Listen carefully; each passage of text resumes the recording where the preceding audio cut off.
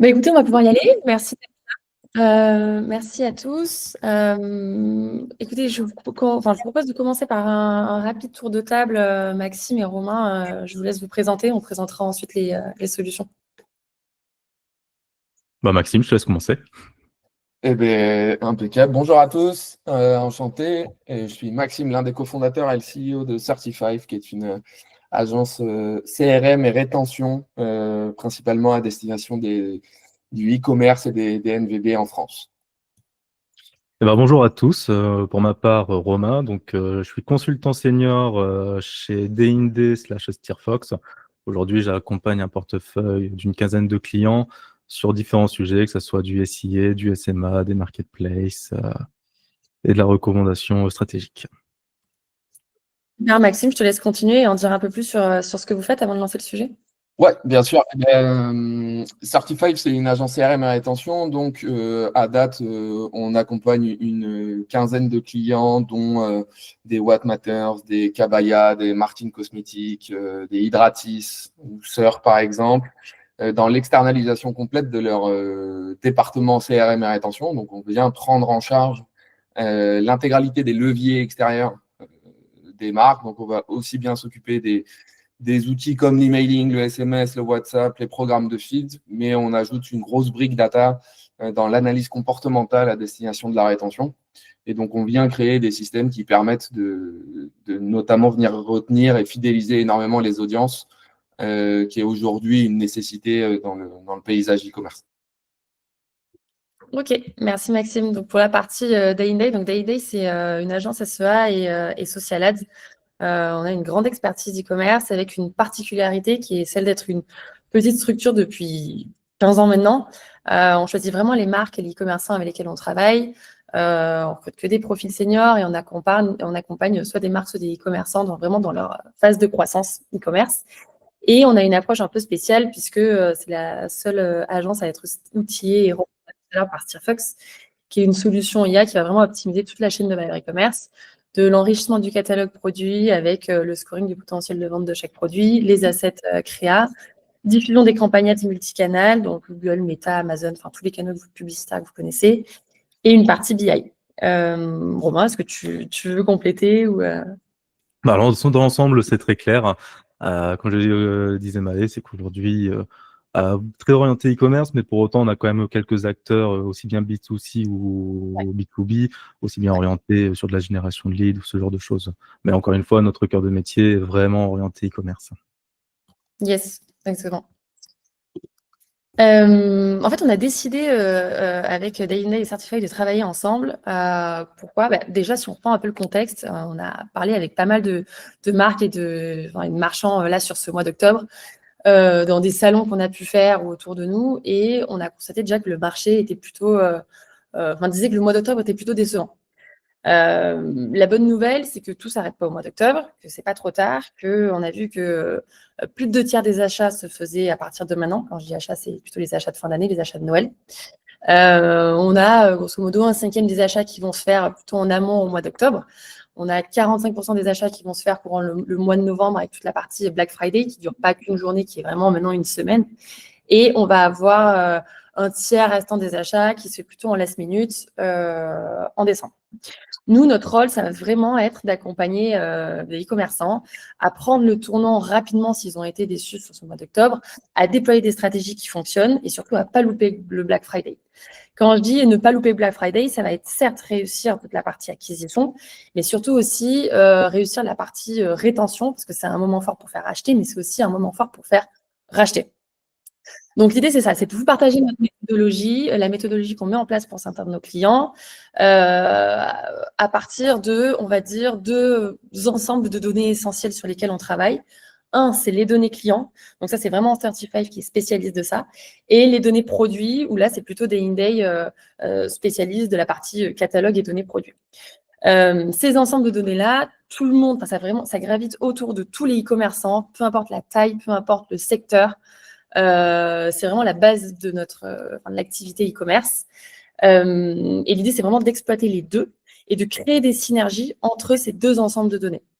C'est d'autant plus important que l'acquisition et la rétention deviennent de plus en plus complexes. Je lisais une étude là le mois dernier qui disait qu'un e-commerçant sur 2 trouve l'acquisition plus difficile qu'avant, qu'il y a 5-10 ans, parce que le métier a changé et que c'est plus du tout la même chose. Il faut aussi faire face à une hausse des coûts médias.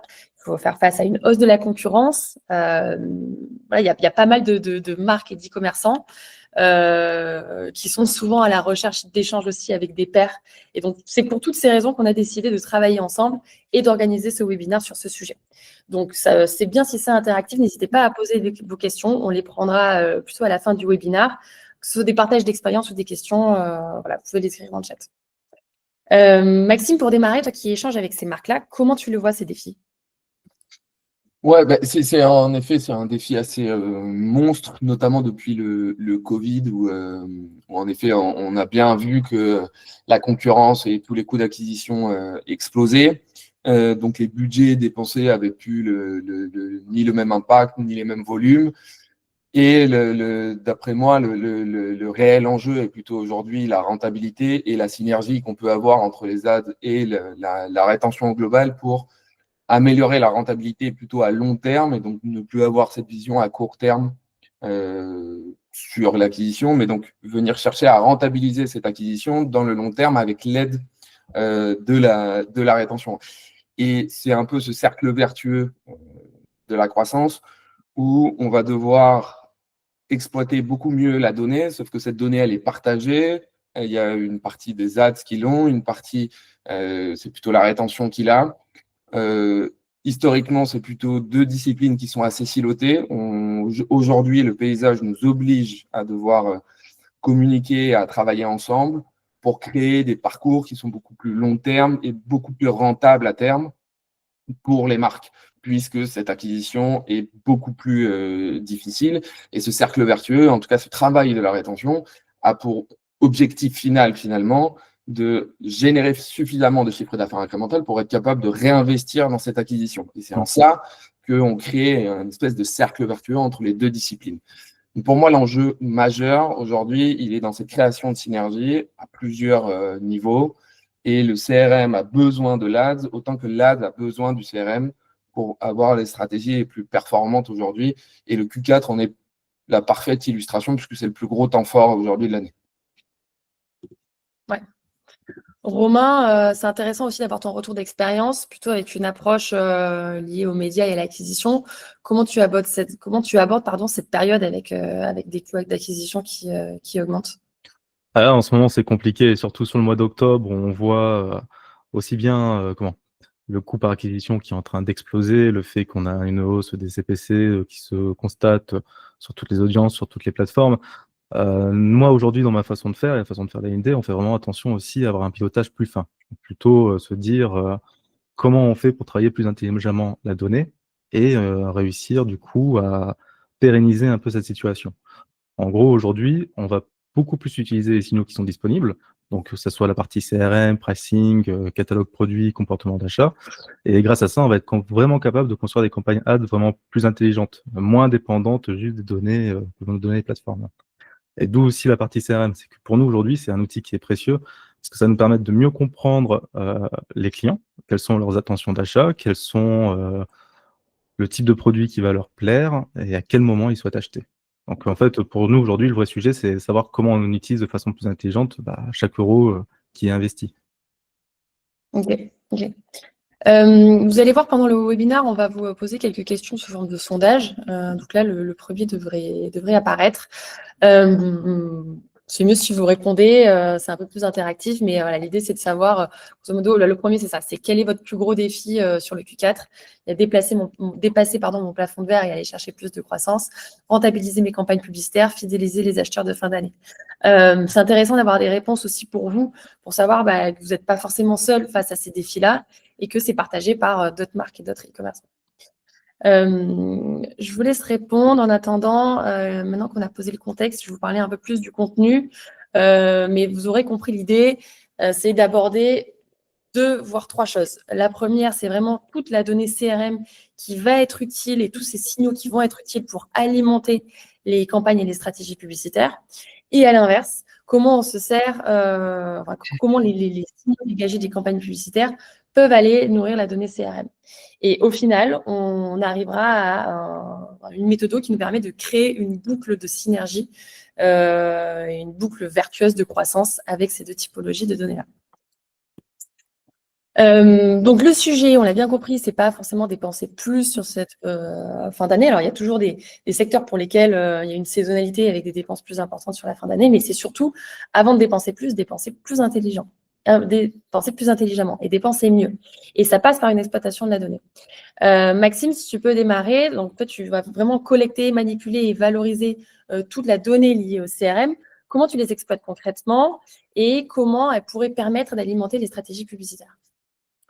Ouais, bah écoute, de ce point de vue-là, en fait, il y a 4 grands piliers que le CRM peut exploiter pour aider aujourd'hui les ads en tout cas, à plus performer. Le premier, c'est la connaissance client. Alors, c'est assez large et en même temps, on peut identifier, grâce à la donnée, plein de petits insights qui vont aider les ads. Typiquement, par exemple, on va récolter de la third party data au niveau de la saisonnalité et orienter les campagnes ads sur de la saisonnalité. Un exemple, quand on va capter que la crème solaire en juin commence à prendre de l'ampleur, on va plutôt transmettre cette information aux ads pour qu'ils puissent orienter leur campagne là-dessus. On va aussi identifier des segments à forte valeur. Alors typiquement, on va pas traiter de la même manière des gens qui sont 20% dans la base, mais ils génèrent 80% du chiffre d'affaires. Eux, on va pouvoir les traiter différemment. Donc, on va identifier finalement, grâce à la donnée, des segments à forte valeur ajoutée. Et donc ça fait écho au point 2, ce sont les audiences qualifiées. Quelles audiences on adresse quel message? Et ça, c'est un peu un point d'orgue du CRM, donc c'était un peu le bon message à la bonne personne au bon moment. Mais je pense que ce mantra va un peu jusqu'aux ads maintenant, où on est capable de créer des segments dynamiques qui sont exploitables par les ads là-dessus. Et donc, on ne vient pas uniquement traiter des gens qui ne nous connaissent pas, mais aussi des gens qui nous connaissent, qu'on n'a pas forcément réussi à activer côté CRM. Et on sait que la répétition côté ads va avoir cet effet bénéfique. L'autre chose qui est importante, c'est le point 3, et j'insiste un peu là-dessus, c'est le timing et les comportements. Chaque marque est différente, chaque audience est différente, chaque produit a un rôle dans la customer journey, dans la product journey de votre marque, et les timings et les cycles de rétention et d'achat sont complètement différents. Et ça, c'est en fait plutôt le CRM qu'il a entre, on a la data entre la première touche et le premier achat, on connaît la durée d'activation, aussi bien qu'on connaît la durée de rétention et les cycles de rétention, qui va nous permettre derrière de transmettre cette information aux ads et de pouvoir traiter certaines audiences donc qualifiées, ça fait écho au point précédent, à des timings qui sont importants pour eux, grâce encore une fois à des segments dynamiques. Et le dernier point, donc en fait, on sait à peu près, donc avec ces points-là, on sait qui et quand, et il nous manque un élément qui est plutôt le quoi, donc c'est plutôt les produits à fort potentiel. C'est ce que nous, dans le CRM, la rétention, on va plutôt appeler des LTV drivers, donc on va pas mal parler de LTV durant ce webinaire. Il y a des produits qui conditionnent plus la LTV que d'autres. Et ces produits-là, parfois, il faut accepter d'acquérir un peu plus cher puisque ça va conditionner la LTV en général à 12 mois et donc augmenter cet indice de rentabilité là-dessus. Et savoir quel produit conditionne le mieux cette LTV, mais en fait, les ads aujourd'hui n'ont pas les moyens de le savoir. En revanche, la rétention a les outils nécessaires pour savoir que quand un client rentre sur ce produit-là, 12 mois plus tard, il a une LTV de X versus un autre produit d'entrée. Donc, on va avoir une vue plus fine sur quels sont les meilleurs produits d'acquisition, quels sont ceux qui conditionnent le mieux la LTV et quels sont ceux qui sont d'excellents produits de rétention là-dedans qui viennent agir dans le cycle de rétention. Donc, une fois qu'on sait quand et une fois qu'on sait qui et une fois qu'on sait quoi, c'est déjà des choses qu'on va exploiter et appliquer au niveau CRM, mais c'est des choses qui doivent être tirées jusqu'aux ads en gardant la logique des ads, mais en intégrant ces données-là à des timings qui sont complètement différents selon les audiences qu'on va transmettre aux ads. Et ça, c'est 4 points importants qu'il faut transmettre aux ads. C'est 4 synergies qu'il faut absolument que toutes les marques mettent en place aujourd'hui pour avoir une cohérence un peu plus globale et optimiser les probabilités d'activation, d'acquisition et puis de rétention également. Ok, moi j'aimerais bien savoir, il y a un deuxième sondage qui va arriver, mais est-ce que c'est déjà le cas pour vous? Pour vous, marque, pour vous, e-commerçants, est-ce que vous avez déjà mis en place des données qui se mélangent, des données qui communiquent, un CRM qui communique avec les données ads, etc. Romain, je pense que ta réponse pourrait être hyper complémentaire. Donc, toi, tu es plutôt au cœur des campagnes. Comment tu vas exploiter ces données chez Day in Day, par exemple, pour améliorer la performance de tes campagnes au quotidien? Nous, aujourd'hui, ça va être surtout 3 cas d'usage que je vais pouvoir vous présenter pour illustrer. Premier, ça va être grâce à des audiences plus qualifiées qu'on va récupérer via le CRM. On va quand même mieux connaître du coup nos clients et on va pouvoir mieux segmenter nos campagnes. L'idée, c'est qu'à partir des segments de clients à forte LTV, on arrive à créer des audiences similaires, du lookalike, qui nous permet de faire aussi bien Facebook que Google. Et à partir de ça, on va pouvoir, plutôt que cibler des ciblages larges que peuvent nous proposer les plateformes, être vraiment sur des audiences plus qualitatives et plus à potentiel, sans pour autant qu'on gaspille du budget en faisant du large. Deuxième point intéressant, ça va être surtout la partie réengagement, tout ce qui va être vos prospects. L'intérêt derrière, c'est qu'on arrivera à identifier via le CRM quels seront les paniers abandonnés, quels seront les visiteurs actifs, les inscrits à votre newsletter mais qui n'ont jamais passé de conversion. En fonction de ça, nous, on vient segmenter nos campagnes, donc faire des campagnes vraiment propres en fonction de chaque type, adapter le message. Et l'objectif derrière, c'est on accélère la conversion, on maîtrise les coûts et voilà. Troisième point, ça sera vraiment d'identifier les bons produits déclencheurs. Aujourd'hui, entre un top produit vision Google Ads et un top produit vision CRM, il peut y avoir toujours des différences. Donc pour nous, c'est intéressant d'avoir ces deux données-là. En gros, c'est quels sont les produits qui vont générer le premier achat, aussi bien en vision Google qu'en vision CRM. Et ensuite, comment on construit notre stratégie en fonction des différents leviers pour pousser le bon produit à la bonne audience au bon moment. Au-delà du CRM, nous, on va aussi intégrer d'autres informations qui vont être le prix, la marge, le stock, les signaux de disponibilité et de saisonnalité. Et tout cela, à la fin, nous permet d'avoir des campagnes vraiment beaucoup plus granulaires, pas simplement deux campagnes conversion, une campagne trafic. Non, on est vraiment dans le détail pour aller chercher vraiment le plus de rentabilité possible, toujours en maîtrisant les coûts. Voilà. Ok, merci Romain. Au-delà de ces cas d'usage, où c'est un peu ce qu'on disait tout à l'heure, c'est que la donnée, elle ne va pas circuler forcément dans un seul sens, elle va pouvoir circuler dans les deux sens. Donc on peut avoir des campagnes publicitaires qui vont générer assez de signaux utiles pour alimenter le CRM et les stratégies CRM. Romain, c'est plutôt quel type de signaux tu vas analyser côté média qui peuvent être utiles pour aller nourrir la donnée client? Aujourd'hui, on va surtout avoir, pareil, 3 signaux qu'on va regarder plus. Premier signal, ça va être la micro-conversion. En gros, les informations qu'on va essayer d'envoyer au CRM, ça va surtout être tout ce qui va être, par exemple, génération de clics, formulaire rempli, les paniers, tout ce qui va être add to cart et le temps que le visiteur aura passé sur le site. En fait, nous, toutes ces infos-là, aujourd'hui, c'est des infos qu'on arrive à récupérer et qu'on envoie pour alimenter le CRM. L'idée derrière, c'est qu'on enrichit du coup par la même occasion la connaissance du client et ça va nous permettre de mieux segmenter, aussi bien sur la partie campagne CRM que sur la partie ads, notre stratégie. Le deuxième, ça va être les tests créatifs. Aujourd'hui, quasiment sur toutes nos ads, le visuel fait partie 80% de notre travail. Comment on fait pour bien aller chercher des performances avec des visuels? En gros, c'est clair dans ma tête, mais c'est toujours compliqué d'expliquer. L'idée, c'est qu'en fonction des segments qu'on va créer, par exemple sur des visiteurs sites sans achat ou des choses dans le genre, on va pousser des créas. En fonction de ces créas, si on voit que certaines créas fonctionnent mieux que d'autres, on va pouvoir communiquer avec la partie CRM sur les top visuels et le mettre en place aussi ensuite au niveau CRM, par exemple dans les emails de relance ou ce genre de choses. Ça nous permet d'avoir plus d'informations vraiment aussi sur quel type de contenu fonctionne le mieux. Enfin, la troisième partie, ça sera les codes promo traçables. Tout simplement, plutôt que dépendre simplement de la vision ROS que peuvent nous donner les plateformes, c'est se dire, là, le mois prochain, on a le Black Friday. Dans ce cas-là, on sait qu'on va segmenter notre base cliente. On va peut-être viser les clients à haut potentiel. On va leur faire un code promo spécial juste pour eux avec Black Friday 10. Et l'idée derrière, c'est grâce à ce code promo, avoir plus d'indicateurs sur la qualité. Est-ce que finalement on observe un meilleur ROI sur du long terme? Est-ce que notre segmentation, elle est bonne? Quel type de produit a mieux converti? Heu, on arrive à mieux les tracer grâce à ce code promo et pas simplement se contenter de regarder le ROAS que nous affichent les plateformes. On est sur une vision vraiment beaucoup plus long terme en tant que telle.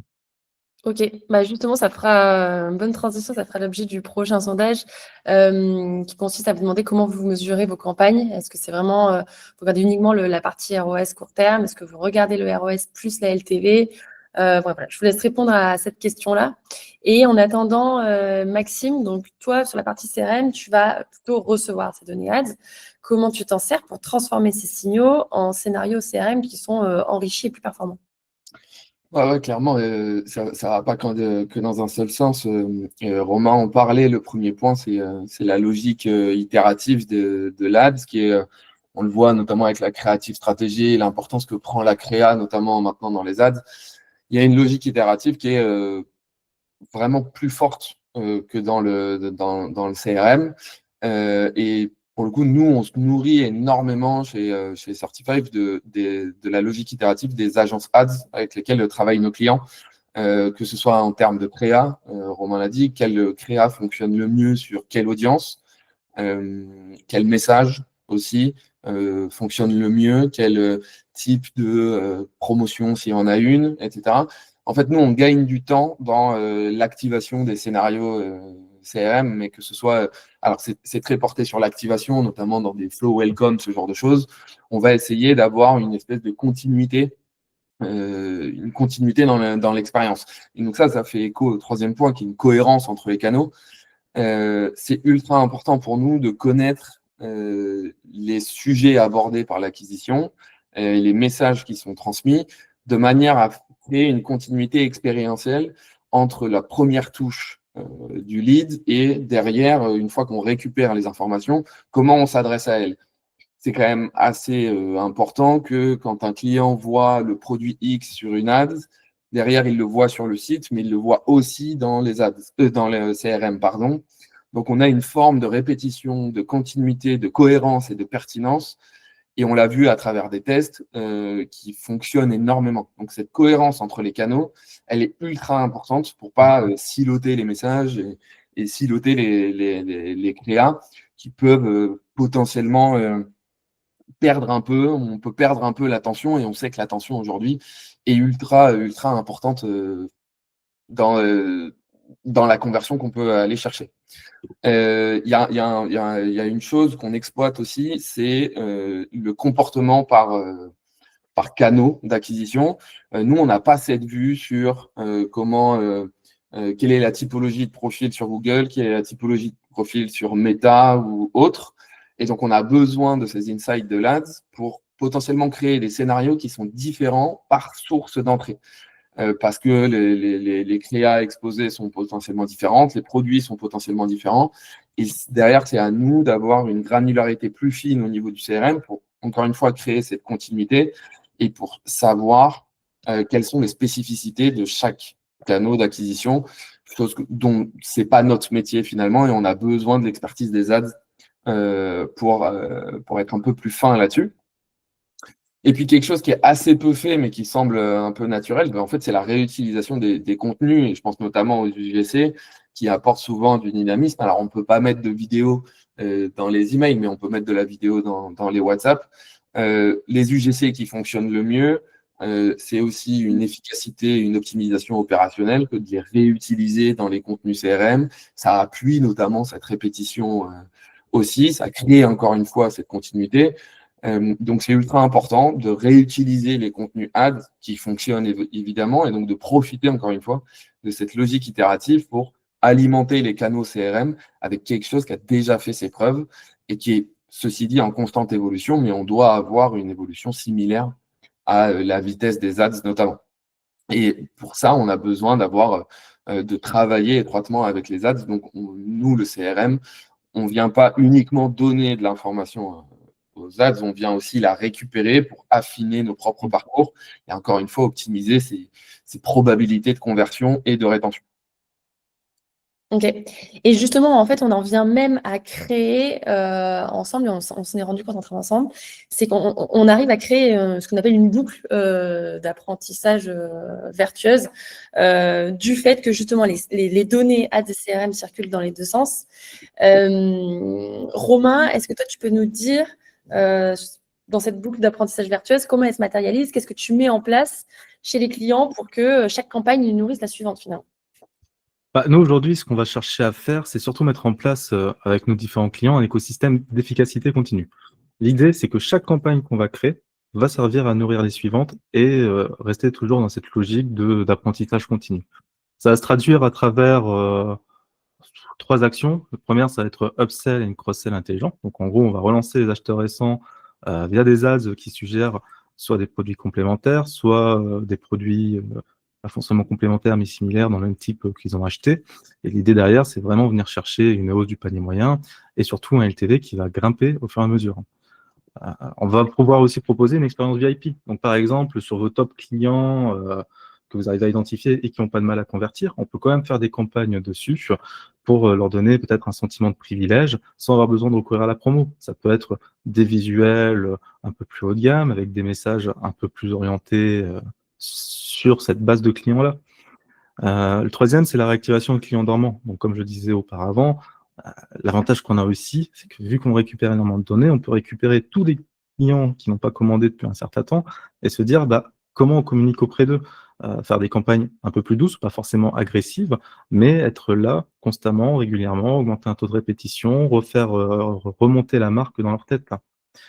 Et l'idée derrière, c'est d'avoir une stratégie d'investissement qui sera rentable. Faire en sorte que chaque euro qu'on va dépenser et investir en ads alimente aussi bien la base CRM et qu'ensuite, chaque interaction qu'on va avoir sur le CRM permettra de rendre nos campagnes plus performantes, tout simplement.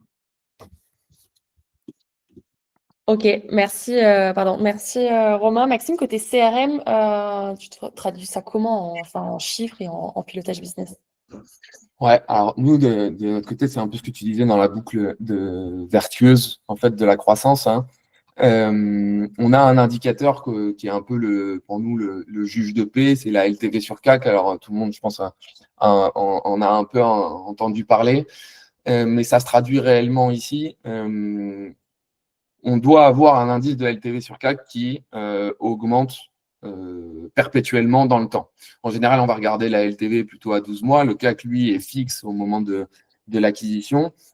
Pour vous donner quelques chiffres, on cherche toujours un ratio optimal qui est compris entre 3 et 5. Donc, chaque client doit vous ramener entre 3 et 5 fois la mise. Donc, le CAC à 12 mois. Mais alors, 12 mois, ça peut être une durée qui change selon votre business, le business model, etc. Et les cycles de rétention, encore une fois, les timings peuvent être différents. Mais donc, le but, c'est ces vraies métriques de rentabilité. Si vous êtes un peu plus granulaire, vous pouvez aller jusqu'à la marge sur CAC, qui est encore plus représentative. Mais en général, on va plutôt regarder la LTV sur CAC, qui est plus facile à visualiser et à trouver là-dessus. En dessous de 3, vous avez une rentabilité qui est un peu difficile et le réinvestissement dans l'acquisition deviendra assez compliqué. Et au-delà de 5, en fait, on considère que on passe à côté de certaines opportunités et on peut normalement se permettre de dépenser un peu plus pour agrandir l'audience touchée. Et là-dedans, en gros, dans la rétention, on va regarder 3 KPI qui sont majoritaires et qui impactent cette LTV sur CAC. C'est le volume des cohortes.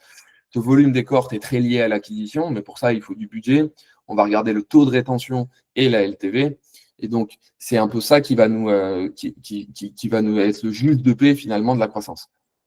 Et quand je parle de ces KPI de rétention, en fait, je parle par ce qu'on appelle l'effet cumulatif ou les intérêts composés. Forcément, plus on a une audience grande, on vient alimenter ces cohortes, plus on vient les retenir et plus on vient leur faire dépenser plus on va générer plus de chiffre d'affaires incrémental avec un indice de LTV sur CAC qui se maintient entre 3 et 5. Et par effet cumulatif, le chiffre d'affaires incrémental donc augmente et on est capable de le réinvestir dans l'acquisition pour augmenter un peu plus les budgets, augmenter le volume de personnes touchées et créer cette boucle vertueuse de la croissance. Alors, c'est facile à dire et peut-être à expliquer, mais moins à réaliser. mais c'est vraiment l'enjeu aujourd'hui de la synergie entre les ads et le CRM, c'est de voir les choses à long terme, comme dit Romain, et plus uniquement à court terme, en évitant de siloter du coup les deux disciplines aujourd'hui, mais au contraire de les faire communiquer. Ouais, complètement d'accord. Écoute, merci. Vous avez partagé pas mal d'astuces là et pas mal de quick wins. Je sais que généralement, quand on travaille soit ensemble, soit quand on commence à travailler sur des clients, on prend du recul pour prendre toujours en compte leurs objectifs business et pas forcément la tête dans le guidon, mais surtout déployer des stratégies, que ce soit stratégie CRM ou stratégie ads, qui sont déclinées par rapport à leurs objectifs business plus globaux. Et comme tu dis, on arrête de siloter, que ce soit SEA, SMA, CRM, SEO, peu importe, pour plutôt penser global et faire communiquer les équipes en gardant bien sûr notre expertise et notre spécialité. Maxime, est-ce que tu peux nous partager un conseil un peu plus stratégique en prenant un peu plus de hauteur? Ouais. Alors, à l'approche de ce Q4, j'en ai même deux, et on en a parlé un peu plus tôt, c'est de absolument vous coordonner pour ce Q4 entre les ads et le CRM, de faire communiquer les deux disciplines, tant au niveau des dispositifs que des délais, que des timings, que des messages, que des créas, pour créer une cohérence et une forme de répétition très importante dans ce moment-là. Et le deuxième conseil, c'est un peu celui qu'on vient de donner juste avant, c'est d'avoir une vision long terme. Autant le Q4 est un moment extrêmement important pour acquérir de nouveaux clients, mais aussi pour faire évidemment racheter cette audience historique que vous avez. Mais le Black Friday ne s'arrête pas au Q4 concernant la rétention. En réalité, il va jusqu'au Q1, voire au Q2, à savoir 6 mois après, parce qu'il va être crucial et stratégique de rentabiliser chaque euro que vous avez investi pendant le Q4 et donc d'avoir des systèmes de rétention qui viennent traiter vos nouveaux clients issus du Q4 sur le Q1 et le Q2. Donc en réalité, le Q4 n'est qu'un point de départ pour la rétention. Et c'est quelque chose qui va durer jusqu'à juin, je pense, à peu près maximum. Encore une fois, selon votre typologie de boîte. Mais c'est d'avoir des systèmes de rétention, donc des post-purchase qui sont bien cadrés, des win-back, travailler ces fenêtres de rétention importantes, connaître votre audience, connaître vos meilleurs produits, les pousser au bon moment, parce que c'est pas si simple de venir fidéliser des personnes qui sont rentrées potentiellement via de la promotion. Donc, il faut bien penser à long terme et pas uniquement le Q4. C'est pas une fin, c'est vraiment que le début là-dessus. À travers tous les canaux que vous avez, l'email, le WhatsApp, le SMS, mais d'avoir une customer journey qui est fine, qui est bien écrite, qui est bien mappée, histoire de traiter ces gens dans le temps et pas que ce soit un coup d'épée dans l'eau finalement là-dessus. C'est stratégique parce que ça conditionne aussi potentiellement le début de votre année 2026. Ok, Romain, est-ce que tu partages cette vision-là? Est-ce que toi aussi, tu peux nous faire un retour, un conseil un peu plus avec une prise de hauteur? Je suis en phase totale avec tout ce que vient de dire Maxime. Ça va être un peu redondant, mais c'est vrai que là, ce qui va être très important de se dire, c'est que Q4, il ne faut pas seulement penser à vos ventes, à booster les ventes, et pas commencer à sécuriser Q1 et Q2. Ça soit aussi bien sur vos campagnes. Concrètement, on sait que la hausse des coûts d'acquisition continuera à se faire. Là, on est à une période critique où tout accélère très vite et où l'année prochaine sera encore plus critique. Donc, c'est pour ça que j'insiste vraiment sur le point de se dire Q4, on sait qu'il faut faire de la rentabilité, on sait qu'il faut faire du chiffre, mais il faut aussi qu'on garde cette logique de continuer à enrichir nos bases clientes si vraiment on veut sécuriser en fait sur du long terme. L'enseignement principal qu'on va avoir, c'est que sur Q4, il faudrait plus d'investissement sur la base client 2025 et un peu moins une course aux chiffres. Les deux impératifs que vous devez garder en compte, c'est vraiment qu'il faut acquérir les bons clients. Donc, les bons clients que vous allez avoir aujourd'hui, c'est des clients qui vont revenir commander chez vous l'année prochaine et réussir à les transformer de façon un peu plus récurrente. En soi, la bonne façon de faire, la conclusion de tout ça, c'est de se dire ads et CRM, c'est vraiment le bon combo pour créer un système d'acquisition-rétention qui s'auto-alimente continuellement. Les données ads partent en CRM, les données de CRM partent en ads. On sécurise, on augmente la rétention, on augmente votre acquisition. Pourquoi ça fonctionne? Ça fonctionne parce que du coup, chaque euro que vous allez dépenser ne sera pas simplement dépensé grâce aux données ads ou grâce aux données CRM, mais vraiment utiliser tout cet écosystème pour enrichir le plus possible. Et surtout, on observe des performances qui s'améliorent. Depuis qu'on a commencé à travailler sur cette méthodologie, sur cette façon de faire, qu'on dépend moins simplement du ciblage que les plateformes nous offrent, on observe quand même des meilleurs retours sur investissement et une meilleure rétention. Et concrètement, ce que je peux vous donner comme conseil, si on devait le mettre en place sur 2 ans, ça serait, première année, concentrez-vous sur le coût par acquisition, sur la LTV, sur le ratio et sur la marge. L'idée, c'est que cette première année va vous permettre d'enchaîner sur une deuxième année. Vous serez plus finalement dans une logique qui va être de réinvestissement, donc sur tous ces nouveaux clients que vous allez acquérir, sur de l'amélioration continue, sur vos messages, sur vos diffusions, sur vos offres, et enfin sur une croissance qui sera plus exponentielle. Et pour conclure, on revient à ce qu'on disait toujours, mais arrêtez de travailler en silo. Ça veut dire que mettez pas Meta, Google, CRM, chacun dans leur coin, faites-les travailler ensemble. Posez-vous des questions sur comment vous faites bien circuler les données entre chaque plateforme, entre chaque levier, entre chaque outil. Et enfin, qu'il faut transformer le marketing en un système de croissance. Voilà. Ok. Merci Romain, merci Maxime, merci à tous les deux pour le partage. Il reste un peu de temps avant la fin. Je vous laisse préparer, alors quand je dis vous, c'est plutôt à ceux qui nous écoutent, toutes vos questions à poser dans le chat. En attendant, je voulais repasser sur quelques red flags à garder en tête qu'on a abordé pendant le webinaire. Donc le premier, c'est vraiment promouvoir les produits, promouvoir les campagnes à vos clients actifs comme s'ils étaient à acquérir et vraiment arrêter de les mélanger. Piloter la performance au ROS, AG+, 0. Laisser les campagnes ads et le CRM fonctionner en silo, ça on l'a répété pas mal de fois. Et enfin, traiter la dernière ligne droite de la fin d'année, donc traiter le QQS comme une finalité plutôt qu'un levier. Maxime et Romain, si jamais vous avez des choses à rajouter, je vous laisse. On peut prendre des questions si vous en avez. Juste, je me permets un petit point, mais si jamais vous avez besoin qu'on puisse discuter la semaine prochaine sur comment nous, on a mis en place cette stratégie vraiment CRM, Google Ads, mais côté publicitaire, n'hésitez surtout pas à me contacter et je prendrai le temps de répondre à vos questions.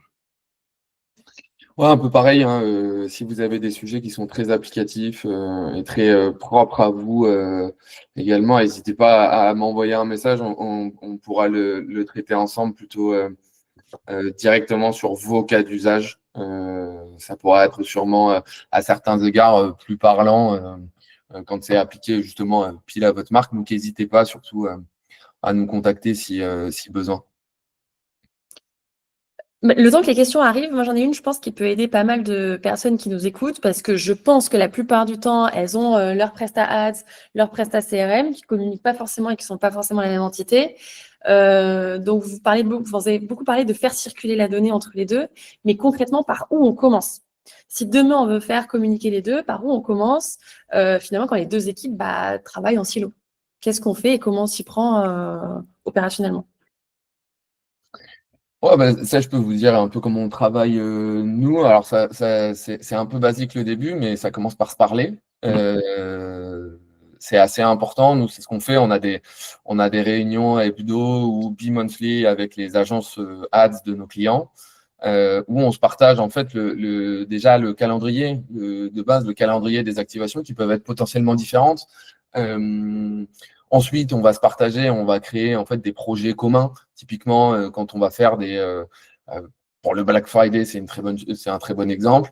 On va avoir un fichier créatif en commun dans lequel on va tous amener des inputs, on va tous amener des insights et sur lequel on va tous travailler en même temps pour garder justement cette cohérence. Donc, c'est se parler régulièrement, c'est se partager des informations. Et puis, c'est avoir des questions aussi qui sont extrêmement précises. À savoir, quand par exemple en ads, vous allez faire de la lead gen avec un e-book, c'est prévoir, c'est donner cette information pour que le CRM puisse mettre en place une liste particulière dans laquelle les gens vont tomber afin 2 semaines, 3 semaines, 1 mois après, de transmettre le niveau de rentabilité, le niveau de conversion à terme à l'ADS. Et derrière, de pouvoir avoir une logique itérative en synergie plus profonde. Et donc, le premier point, c'est de se parler. Le deuxième point, c'est d'identifier les questions qui sont ultra importantes à se poser à quel moment de l'année. Et puis, d'avoir, d'étendre un peu cette logique itérative à cette synergie. Et donc, de tester des choses ensemble plutôt qu'encore une fois en silo. Mais ça commence par littéralement, opérationnellement, se parler et d'avoir des documents communs et de travailler en commun là-dessus. C'est pas forcément évident. mais on en voit les bienfaits, si ce n'est même dans le partage de compétences et l'efficacité opérationnelle qu'on peut avoir. Ok, merci Maxime. Romain, est-ce que tu veux compléter? Je laisse quand même vos contacts. On ne sait jamais si les personnes veulent pas poser les questions dans le chat, mais préfèrent vous les poser en perso. Compliqué de rebondir après sur ce qu'a dit Maxime parce que c'était déjà tellement complet. Mais dans l'ensemble, oui, je pense que le premier point, le point le plus important, c'est prendre le temps de se parler. C'est déjà bien comprendre comment est structuré le CRM côté client, comment exploiter la donnée, comment on peut l'utiliser nous concrètement. Et ensuite, c'est commencer à mettre en place, comme disait Maxime, des fichiers partagés, des ressources, discuter un peu de la stratégie. Concrètement, moi, je suis plus aussi dans cette optique de dire il faut faire vite, il faut faire bien. En gros, on commence assez rapidement avec des premières campagnes sur les segmentations les plus simples qu'on peut faire. Et au fur et à mesure de notre collaboration avec Maxime, par exemple, sur nos différents clients, c'est comment on vient un peu plus dans le détail à chaque fois pour améliorer du coup cette qualité. Et ça sert Ok. à rien de prévoir sur 3 mois ou 4 mois. Il faut commencer maintenant, commencer vite, et comme j'ai dit, faire bien. Ok, merci à tous les deux. Et alors, il y a une autre question qui revient, mais c'est un peu, elle revient chaque année. Donc, pendant le Q4, tout le monde communique vraiment massivement. Donc, finalement, comment on se démarque? Comment on fait pour garder nos actions impactantes sans vraiment saturer les audiences et vraiment continuer de communiquer parmi cette foule de communication et continuer à faire performer les campagnes et CRM. Je veux bien répondre en premier. En soi, il n'y a pas de recette miracle. Ça veut dire qu'on sait que la pression concurrentielle augmentera et continue d'augmenter d'année en année, que ça sera de plus en plus cher. Comment on communique bien? On va tout simplement, en faisant ce travail qu'on vous a présenté tout le long, en essayant de définir au mieux quelles sont les audiences les plus susceptibles d'être intéressantes, de t'arrêter de travailler sur du large, tout simplement. Parce que, encore une fois, le large sur les algos aujourd'hui, peut-être un peu plus qualitatif que ce qu'on a eu dans le passé, mais vous ne savez pas exactement où part votre argent. Des fois, il vaut mieux être prêt à payer un peu plus cher sur des audiences qu'on connaît et avoir du coup des meilleures rentabilités, un meilleur taux de conversion et même une meilleure LTV sur la suite, que de chercher absolument à faire le coût par acquisition le moins cher en cette période. Vos concurrents mettront forcément le budget qu'il faut pour être présents. Vous ne pouvez pas vous permettre d'être en retrait. Par contre, la grosse différence, c'est faites-le bien, tout simplement. Voilà. Ouais, d'un point de vue, je rebondis sur la pression. En effet, c'est tout le temps un sujet. Tout le monde bombarde littéralement pendant cette période. Ça ne veut pas dire qu'il ne faut pas le faire. Je pense il faut avoir une pression qui est un peu plus élevée que d'habitude. Je pense que c'est même nécessaire, à condition de le faire correctement. Le premier point qui me vient en tête, c'est quand même celui de dire on sait que la répétition est importante, on sait que la concurrence va être forte. Il faut que les canaux soient cohérents entre eux. C'est-à-dire que le message qui est diffusé en ads, il doit être vu en email, il doit être vu en SMS, il doit être vu en WhatsApp, il doit être vu sur Google, il doit être vu sur Insta. Et en fait, c'est cette répétition qui va fonctionner. Un seul canal isolé, en réalité, aura peu de chances de réussir à capter suffisamment l'intention et à répéter suffisamment, à moins évidemment d'avoir des budgets qui sont colossaux. Mais il faut créer cette cohérence pour améliorer cette répétition et pour faire en sorte que l'offre soit extrêmement lisible. Plus on va la voir, plus elle sera bien faite, plus elle sera lisible. Donc, d'après moi, la pression, ça va être déjà l'offre, la cohérence entre les canaux et puis aussi Romain l'a dit aussi, une partie, c'est de travailler un peu dans le micro avec une segmentation particulière. Les messages que vous allez adresser à vos segments VIP, à vos prospects chauds, à vos prospects froids ne peuvent pas être les mêmes nécessairement. Et donc, ça va être de différencier les audiences, de différencier les timings et puis de diversifier les canaux avec une forte répétition qui aura une pression qui sera sentie un peu moins violente parce que vous n'allez pas recevoir 10 emails par jour, mais vous allez recevoir un email, vous allez voir une pub, vous allez recevoir un WhatsApp le lendemain, ce genre de choses. Et c'est ça qui va contribuer finalement à ce que vous restiez en tête dans la tête des clients, justement. Ok, Merci beaucoup, Maxime. Écoutez, je pense qu'on a fait le tour. Je vous ai laissé là je vais vous le mettre quand même dans le chat, parce qu'il y a les adresses mail qui s'affichent, mais je voulais vous partager, attendez, les pages LinkedIn et adresse mail dans l'écrit, enfin dans le chat. Comme ça, vous aurez juste à le copier-coller. Hop. Voilà. On reste disponible, que ce soit aujourd'hui, s'il y a des sujets que vous voulez traiter de manière urgente, parce qu'on sait que le Q4, de toute façon, on est déjà en plein dedans. Si vous voulez nous contacter et qu'on soit disponible rapidement cette semaine pour traiter les premiers sujets ou débloquer ou vous donner les premiers quick wins, on s'efforcera vraiment de le faire rapidement et de vous répondre pour que vous puissiez réussir cette fin d'année. Merci à tous. Merci beaucoup. Merci à tous. Et bonne journée.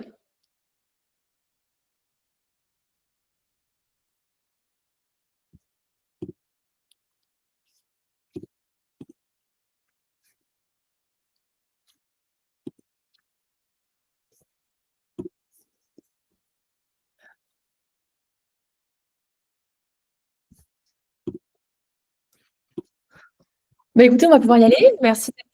Merci à tous. Écoutez, je vous propose de commencer par un rapide tour de table. Maxime et Romain, je vous laisse vous présenter. On présentera ensuite les solutions.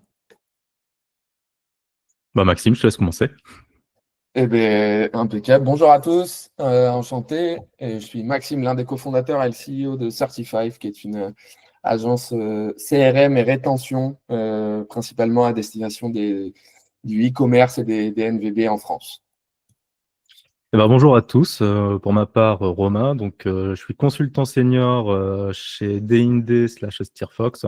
Aujourd'hui, j'accompagne un portefeuille d'une quinzaine de clients sur différents sujets, que ce soit du SIA, du SMA, des marketplaces et de la recommandation stratégique. Bien, Maxime, je te laisse continuer et en dire un peu plus sur ce que vous faites avant de lancer le sujet. Oui, bien sûr. Certify, c'est une agence CRM et rétention. Donc, à date, on accompagne une quinzaine de clients, dont des What Matters, des Kabaya, des Martin Cosmetics, des Hydratis ou Sœur, par exemple, dans l'externalisation complète de leur département CRM et rétention. Donc, on vient prendre en charge l'intégralité des leviers extérieurs des marques. Donc, on va aussi bien s'occuper des outils comme l'emailing, le SMS, le WhatsApp, les programmes de feed, mais on ajoute une grosse brique data dans l'analyse comportementale à destination de la rétention. Et donc, on vient créer des systèmes qui permettent de notamment venir retenir et fidéliser énormément les audiences, qui est aujourd'hui une nécessité dans le paysage e-commerce. Ok, merci Maxime. Donc pour la partie Day in Day, donc Day in Day, c'est une agence SEA et Social Ads. On a une grande expertise e-commerce avec une particularité qui est celle d'être une petite structure depuis 15 ans maintenant. On choisit vraiment les marques et les e-commerçants avec lesquels on travaille. On ne recrute que des profils seniors et on accompagne soit des marques, soit des e-commerçants vraiment dans leur phase de croissance e-commerce. Et on a une approche un peu spéciale puisque c'est la seule agence à être outillée et par SteerFox, qui est une solution IA qui va vraiment optimiser toute la chaîne de valeur e-commerce, de l'enrichissement du catalogue produit avec le scoring du potentiel de vente de chaque produit, les assets créa, diffusion des campagnes ads multicanales, donc Google, Meta, Amazon, enfin tous les canaux publicitaires que vous connaissez, et une partie BI. Romain, est-ce que tu veux compléter ou Alors, dans l'ensemble, c'est très clair. Comme je disais Maë, c'est qu'aujourd'hui, très orienté e-commerce, mais pour autant, on a quand même quelques acteurs, aussi bien B2C ou B2B, aussi bien orientés sur de la génération de leads ou ce genre de choses. Mais encore une fois, notre cœur de métier est vraiment orienté e-commerce. Yes, exactement. En fait, on a décidé avec Day et Certify de travailler ensemble. Pourquoi ? Déjà, si on reprend un peu le contexte, on a parlé avec pas mal de marques et de marchands là sur ce mois d'octobre, dans des salons qu'on a pu faire ou autour de nous, et on a constaté déjà que le marché était plutôt, disait que le mois d'octobre était plutôt décevant. La bonne nouvelle, c'est que tout s'arrête pas au mois d'octobre, que c'est pas trop tard, qu'on a vu que plus de 2/3 des achats se faisaient à partir de maintenant. Quand je dis achats, c'est plutôt les achats de fin d'année, les achats de Noël. On a grosso modo 1/5 des achats qui vont se faire plutôt en amont au mois d'octobre. On a 45% des achats qui vont se faire courant le mois de novembre avec toute la partie Black Friday qui ne dure pas qu'une journée, qui est vraiment maintenant une semaine. Et on va avoir un tiers restant des achats qui se fait plutôt en last minute en décembre. Nous, notre rôle, ça va vraiment être d'accompagner les e-commerçants à prendre le tournant rapidement s'ils ont été déçus sur ce mois d'octobre, à déployer des stratégies qui fonctionnent et surtout à ne pas louper le Black Friday. Quand je dis ne pas louper Black Friday, ça va être certes réussir toute la partie acquisition, mais surtout aussi réussir la partie rétention, parce que c'est un moment fort pour faire acheter, mais c'est aussi un moment fort pour faire racheter. Donc, l'idée, c'est ça, c'est de vous partager notre méthodologie, la méthodologie qu'on met en place pour certains de nos clients, à partir de, on va dire, deux ensembles de données essentielles sur lesquelles on travaille. Un, c'est les données clients. Donc, ça, c'est vraiment Certify qui est spécialiste de ça. Et les données produits, où là, c'est plutôt des Inday spécialistes de la partie catalogue et données produits. Ces ensembles de données-là, tout le monde, ça gravite autour de tous les e-commerçants, peu importe la taille, peu importe le secteur. C'est vraiment la base de de l'activité e-commerce. Et l'idée, c'est vraiment d'exploiter les deux et de créer des synergies entre ces deux ensembles de données. C'est d'autant plus important que l'acquisition et la rétention deviennent de plus en plus complexes. Je lisais une étude là le mois dernier qui disait qu'un e-commerçant sur deux trouve l'acquisition plus difficile qu'avant, qu'il y a 5-10 ans, parce que le métier a changé et que c'est plus du tout la même chose. Il faut aussi faire face à une hausse des coûts médias. Il faut faire face à une hausse de la concurrence. Voilà, il y a pas mal de marques et d'e-commerçants qui sont souvent à la recherche d'échanges aussi avec des pairs.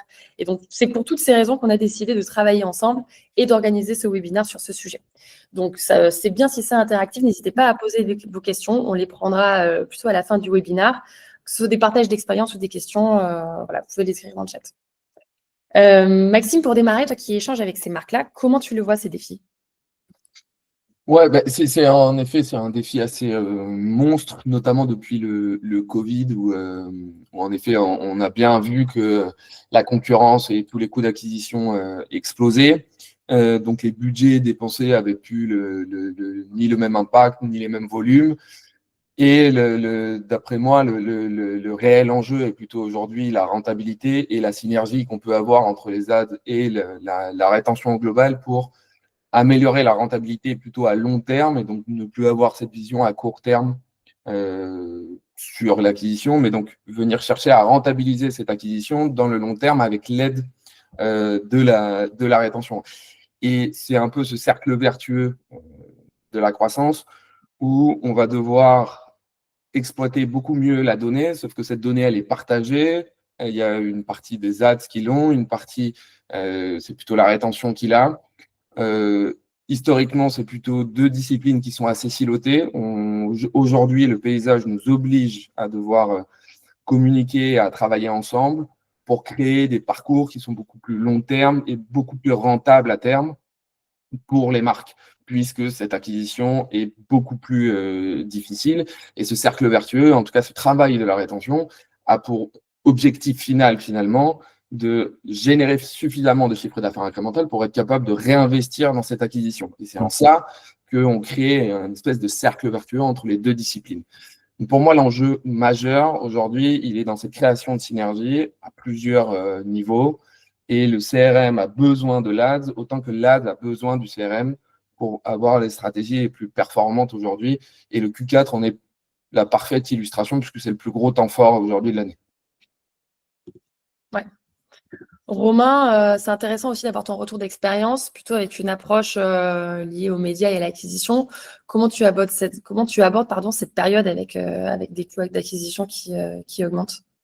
Ah, en ce moment, c'est compliqué, surtout sur le mois d'octobre, on voit aussi bien le coût par acquisition qui est en train d'exploser, le fait qu'on a une hausse des CPC qui se constate sur toutes les audiences, sur toutes les plateformes. Moi, aujourd'hui, dans ma façon de faire et la façon de faire d'AND, on fait vraiment attention aussi à avoir un pilotage plus fin. Plutôt se dire comment on fait pour travailler plus intelligemment la donnée et réussir du coup à pérenniser un peu cette situation. En gros, aujourd'hui, on va beaucoup plus utiliser les signaux qui sont disponibles, donc que ce soit la partie CRM, pricing, catalogue produit, comportement d'achat. Et grâce à ça, on va être vraiment capable de construire des campagnes ads vraiment plus intelligentes, moins dépendantes juste des données que vont nous donner les plateformes. Et d'où aussi la partie CRM, c'est que pour nous aujourd'hui, c'est un outil qui est précieux parce que ça nous permet de mieux comprendre les clients, quelles sont leurs intentions d'achat, quels sont le type de produit qui va leur plaire et à quel moment ils souhaitent acheter. Donc en fait, pour nous aujourd'hui, le vrai sujet, c'est savoir comment on utilise de façon plus intelligente chaque euro qui est investi. Ok, ok. Vous allez voir pendant le webinaire, on va vous poser quelques questions sous forme de sondage. Donc là, le premier devrait apparaître. C'est mieux si vous répondez, c'est un peu plus interactif, mais voilà, l'idée c'est de savoir, grosso modo, le premier c'est ça, c'est quel est votre plus gros défi sur le Q4. Il y a dépasser mon plafond de verre et aller chercher plus de croissance, rentabiliser mes campagnes publicitaires, fidéliser les acheteurs de fin d'année. C'est intéressant d'avoir des réponses aussi pour vous, pour savoir que vous n'êtes pas forcément seul face à ces défis-là et que c'est partagé par d'autres marques et d'autres e-commerce. Je vous laisse répondre. En attendant, maintenant qu'on a posé le contexte, je vais vous parler un peu plus du contenu, mais vous aurez compris l'idée, c'est d'aborder 2 voire 3 choses. La première, c'est vraiment toute la donnée CRM qui va être utile et tous ces signaux qui vont être utiles pour alimenter les campagnes et les stratégies publicitaires. Et à l'inverse, comment on se sert, comment les signaux dégagés des campagnes publicitaires peuvent aller nourrir la donnée CRM. Et au final, on arrivera à une méthode qui nous permet de créer une boucle de synergie, une boucle vertueuse de croissance avec ces 2 typologies de données-là. Donc le sujet, on l'a bien compris, c'est pas forcément dépenser plus sur cette fin d'année. Alors il y a toujours des secteurs pour lesquels il y a une saisonnalité avec des dépenses plus importantes sur la fin d'année, mais c'est surtout, avant de dépenser plus intelligent, dépenser plus intelligemment et dépenser mieux. Et ça passe par une exploitation de la donnée. Maxime, si tu peux démarrer, donc toi tu vas vraiment collecter, manipuler et valoriser toute la donnée liée au CRM.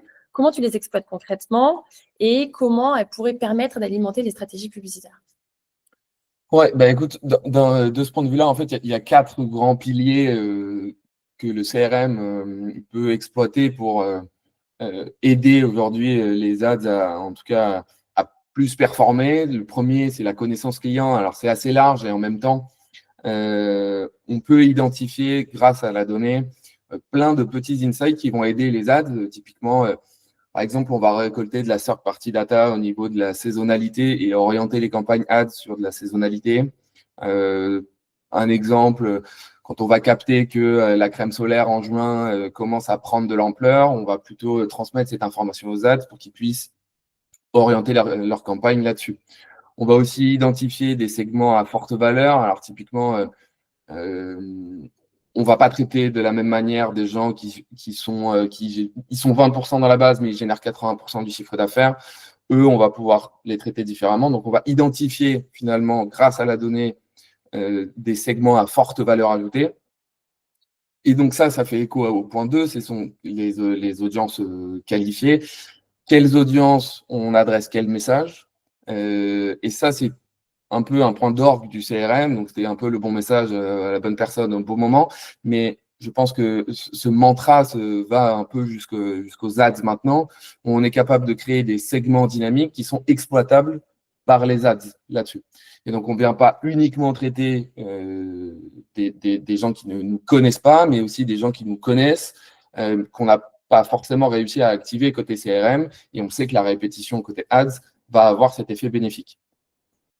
L'autre chose qui est importante, c'est le point 3, et j'insiste un peu là-dessus, c'est le timing et les comportements. Chaque marque est différente, chaque audience est différente, chaque produit a un rôle dans la customer journey, dans la product journey de votre marque, et les timings et les cycles de rétention et d'achat sont complètement différents. Et ça, c'est en fait plutôt le CRM qui l'a, on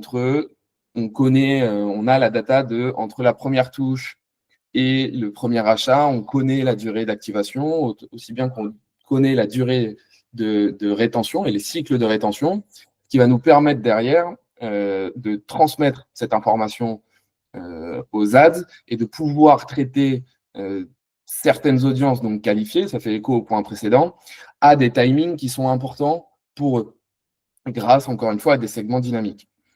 Et le dernier point, donc en fait, on sait à peu près, donc avec ces points-là, on sait qui et quand, et il nous manque un élément qui est plutôt le quoi, donc c'est plutôt les produits à fort potentiel. C'est ce que nous, dans le CRM, la rétention, on va plutôt appeler des LTV drivers, donc on va pas mal parler de LTV durant ce webinaire. il y a des produits qui conditionnent plus la LTV que d'autres. Et ces produits-là, parfois, il faut accepter d'acquérir un peu plus cher puisque ça va conditionner la LTV en général à 12 mois et donc augmenter cet indice de rentabilité là-dessus.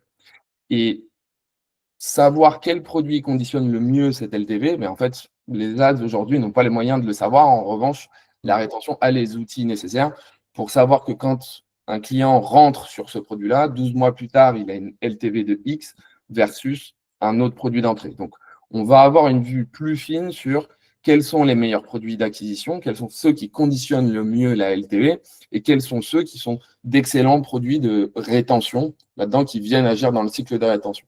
Donc, une fois qu'on sait quand, et une fois qu'on sait qui, et une fois qu'on sait quoi, c'est déjà des choses qu'on va exploiter et appliquer au niveau CRM, mais c'est des choses qui doivent être tirées jusqu'aux ads en gardant la logique des ads, mais en intégrant ces données-là à des timings qui sont complètement différents selon les audiences qu'on va transmettre aux ads. Et ça, c'est 4 points importants qu'il faut transmettre aux ads. C'est 4 synergies qu'il faut absolument que toutes les marques mettent en place aujourd'hui pour avoir une cohérence un peu plus globale et optimiser les probabilités d'activation, d'acquisition et puis de rétention également. Ok, moi j'aimerais bien savoir, il y a un deuxième sondage qui va arriver, mais est-ce que c'est déjà le cas pour vous? Pour vous, marque, pour vous, e-commerçants, est-ce que vous avez déjà mis en place des données qui se mélangent, des données qui communiquent, un CRM qui communique avec les données ads, etc. Romain, je pense que ta réponse pourrait être hyper complémentaire. Donc, toi, tu es plutôt au cœur des campagnes. Comment tu vas exploiter ces données chez Day in Day, par exemple, pour améliorer la performance de tes campagnes ads au quotidien? Nous, aujourd'hui, ça va être surtout 3 cas d'usage que je vais pouvoir vous présenter pour illustrer. Premier, ça va être grâce à des audiences plus qualifiées qu'on va récupérer via le CRM. On va quand même mieux connaître du coup nos clients et on va pouvoir mieux segmenter nos campagnes. L'idée, c'est qu'à partir des segments de clients à forte LTV, on arrive à créer des audiences similaires, du lookalike, qui nous permet de faire aussi bien Facebook que Google. Et à partir de ça, on va pouvoir, plutôt que cibler des ciblages larges que peuvent nous proposer les plateformes, être vraiment sur des audiences plus qualitatives et plus à potentiel, sans pour autant qu'on gaspille du budget en faisant du large. Deuxième point intéressant, ça va être surtout la partie réengagement, tout ce qui va être vos prospects. L'intérêt derrière, c'est qu'on arrivera à identifier via le CRM quels seront les paniers abandonnés, quels seront les visiteurs actifs, les inscrits à votre newsletter mais qui n'ont jamais passé de conversion. En fonction de ça, nous, on vient segmenter nos campagnes, donc faire des campagnes vraiment propres en fonction de chaque type, adapter le message. Et l'objectif derrière, c'est on accélère la conversion, on maîtrise les coûts et voilà. Troisième point, ça sera vraiment d'identifier les bons produits déclencheurs. Aujourd'hui, entre un top produit vision Google Ads et un top produit vision CRM, il peut y avoir toujours des différences. Donc pour nous, c'est intéressant d'avoir ces deux données-là. En gros, c'est quels sont les produits qui vont générer le premier achat, aussi bien en vision Google qu'en vision CRM. Et ensuite, comment on construit notre stratégie en fonction des différents leviers pour pousser le bon produit à la bonne audience au bon moment. Au-delà du CRM, nous, on va aussi intégrer d'autres informations qui vont être le prix, la marge, le stock, les signaux de disponibilité et de saisonnalité. Et tout cela, à la fin, nous permet d'avoir des campagnes vraiment beaucoup plus granulaires, pas simplement deux campagnes conversion, une campagne trafic. Non, on est vraiment dans le détail pour aller chercher vraiment le plus de rentabilité possible, toujours en maîtrisant les coûts. Voilà. Ok, merci Romain. Au-delà de ces cas d'usage, où c'est un peu ce qu'on disait tout à l'heure, c'est que la donnée, elle ne va pas circuler forcément dans un seul sens, elle va pouvoir circuler dans les deux sens. Donc on peut avoir des campagnes publicitaires qui vont générer assez de signaux utiles pour alimenter le CRM et les stratégies CRM. Romain, c'est plutôt quel type de signaux tu vas analyser côté média qui peuvent être utiles pour aller nourrir la donnée client? Aujourd'hui, on va surtout avoir, pareil, 3 signaux qu'on va regarder plus. Premier signal, ça va être la micro-conversion. En gros, les informations qu'on va essayer d'envoyer au CRM, ça va surtout être tout ce qui va être, par exemple, génération de clics, formulaire rempli, les paniers, tout ce qui va être add to cart et le temps que le visiteur aura passé sur le site. En fait, nous, toutes ces infos-là, aujourd'hui, c'est des infos qu'on arrive à récupérer et qu'on envoie pour alimenter le CRM.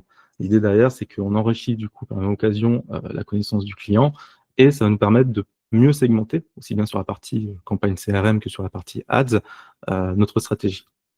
Le deuxième, ça va être les tests créatifs. Aujourd'hui, quasiment sur toutes nos ads, le visuel fait partie 80% de notre travail. Comment on fait pour bien aller chercher des performances avec des visuels, En gros, c'est clair dans ma tête, mais c'est toujours compliqué d'expliquer. L'idée, c'est qu'en fonction des segments qu'on va créer, par exemple sur des visiteurs sites sans achat ou des choses dans le genre, on va pousser des créas. En fonction de ces créas, si on voit que certaines créas fonctionnent mieux que d'autres, on va pouvoir communiquer avec la partie CRM sur les top visuels et le mettre en place aussi ensuite au niveau CRM, par exemple dans les emails de relance ou ce genre de choses. Ça nous permet d'avoir plus d'informations vraiment aussi sur quel type de contenu fonctionne le mieux. Enfin, la troisième partie, ça sera les codes promo traçables. Tout simplement, plutôt que dépendre simplement de la vision ROS que peuvent nous donner les plateformes, c'est se dire, là, le mois prochain, on a le Black Friday. Dans ce cas-là, on sait qu'on va segmenter notre base cliente. On va peut-être viser les clients à haut potentiel. On va leur faire un code promo spécial juste pour eux avec Black Friday 10. Et l'idée derrière, c'est, grâce à ce code promo, avoir plus d'indicateurs sur la qualité. Est-ce que finalement on observe un meilleur ROI sur du long terme? Est-ce que notre segmentation elle est bonne? Quel type de produit a mieux converti? On arrive à mieux les tracer grâce à ce code promo et pas simplement se contenter de regarder le ROAS que nous affichent les plateformes. On est sur une vision vraiment beaucoup plus long terme en tant que tel. OK, justement, ça fera une bonne transition, ça fera l'objet du prochain sondage, qui consiste à vous demander comment vous mesurez vos campagnes. Est-ce que c'est vraiment, vous regardez uniquement la partie ROS court terme? Est-ce que vous regardez le ROS plus la LTV? Voilà, je vous laisse répondre à cette question-là. Et en attendant, Maxime, donc toi, sur la partie CRM, tu vas plutôt recevoir ces données ads. Comment tu t'en sers pour transformer ces signaux en scénarios CRM qui sont enrichis et plus performants? Ouais, clairement, ça ne va pas que dans un seul sens. Romain en parlait, le premier point, c'est la logique itérative de l'ADS, qui est, on le voit notamment avec la creative stratégie, l'importance que prend la créa, notamment maintenant dans les ads. Il y a une logique itérative qui est vraiment plus forte que dans le CRM.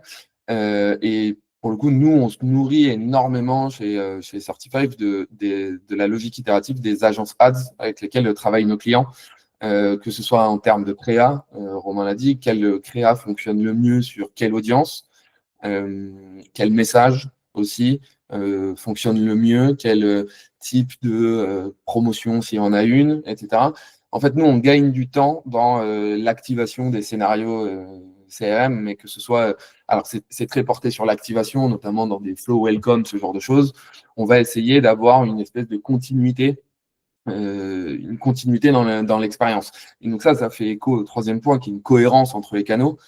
C'est ultra important pour nous de connaître les sujets abordés par l'acquisition, les messages qui sont transmis, de manière à créer une continuité expérientielle entre la première touche du lead et derrière, une fois qu'on récupère les informations, comment on s'adresse à elle. C'est quand même assez important que quand un client voit le produit X sur une ad, derrière, il le voit sur le site, mais il le voit aussi dans les ads, dans le CRM, pardon. Donc, on a une forme de répétition, de continuité, de cohérence et de pertinence. Et on l'a vu à travers des tests qui fonctionnent énormément. Donc, cette cohérence entre les canaux, elle est ultra importante pour pas siloter les messages et siloter les créas qui peuvent potentiellement on peut perdre un peu l'attention, et on sait que l'attention aujourd'hui est ultra importante dans la conversion qu'on peut aller chercher. Il y a une chose qu'on exploite aussi, c'est le comportement par canaux d'acquisition. Nous, on n'a pas cette vue sur quelle est la typologie de profil sur Google, quelle est la typologie de profil sur Meta ou autre. Et donc, on a besoin de ces insights de l'ADS pour potentiellement créer des scénarios qui sont différents par source d'entrée. Parce que les créas exposées sont potentiellement différentes, les produits sont potentiellement différents. Et derrière, c'est à nous d'avoir une granularité plus fine au niveau du CRM pour, encore une fois, créer cette continuité et pour savoir quelles sont les spécificités de chaque canal d'acquisition, chose dont c'est pas notre métier finalement, et on a besoin de l'expertise des ads pour être un peu plus fin là-dessus. Et puis quelque chose qui est assez peu fait, mais qui semble un peu naturel, en fait, c'est la réutilisation des contenus, et je pense notamment aux UGC, qui apportent souvent du dynamisme. Alors, on ne peut pas mettre de vidéo dans les emails, mais on peut mettre de la vidéo dans les WhatsApp. Les UGC qui fonctionnent le mieux, c'est aussi une efficacité, une optimisation opérationnelle que de les réutiliser dans les contenus CRM. Ça appuie notamment cette répétition aussi, ça crée encore une fois cette continuité. Donc, c'est ultra important de réutiliser les contenus ads qui fonctionnent évidemment, et donc de profiter encore une fois de cette logique itérative pour alimenter les canaux CRM avec quelque chose qui a déjà fait ses preuves et qui est, ceci dit, en constante évolution, mais on doit avoir une évolution similaire à la vitesse des ads notamment. Et pour ça, on a besoin de travailler étroitement avec les ads. Donc, nous, le CRM, on ne vient pas uniquement donner de l'information aux ads, on vient aussi la récupérer pour affiner nos propres parcours et encore une fois optimiser ces probabilités de conversion et de rétention. Ok. Et justement, en fait, on en vient même à créer ensemble, et on s'en est rendu compte en travaillant ensemble, c'est qu'on arrive à créer ce qu'on appelle une boucle d'apprentissage vertueuse du fait que justement les données ads et CRM circulent dans les deux sens. Romain, est-ce que toi, tu peux nous dire, dans cette boucle d'apprentissage vertueuse, comment elle se matérialise? Qu'est-ce que tu mets en place chez les clients pour que chaque campagne nourrisse la suivante finalement? Nous, aujourd'hui, ce qu'on va chercher à faire, c'est surtout mettre en place, avec nos différents clients, un écosystème d'efficacité continue. L'idée, c'est que chaque campagne qu'on va créer va servir à nourrir les suivantes et rester toujours dans cette logique d'apprentissage continu. Ça va se traduire à travers 3 actions. La première, ça va être upsell et cross-sell intelligent. Donc, en gros, on va relancer les acheteurs récents via des ads qui suggèrent soit des produits complémentaires, soit des produits pas forcément complémentaires, mais similaires dans le même type qu'ils ont acheté. Et l'idée derrière, c'est vraiment venir chercher une hausse du panier moyen et surtout un LTV qui va grimper au fur et à mesure. On va pouvoir aussi proposer une expérience VIP. Donc, par exemple, sur vos top clients que vous arrivez à identifier et qui n'ont pas de mal à convertir, on peut quand même faire des campagnes dessus pour leur donner peut-être un sentiment de privilège sans avoir besoin de recourir à la promo. Ça peut être des visuels un peu plus haut de gamme avec des messages un peu plus orientés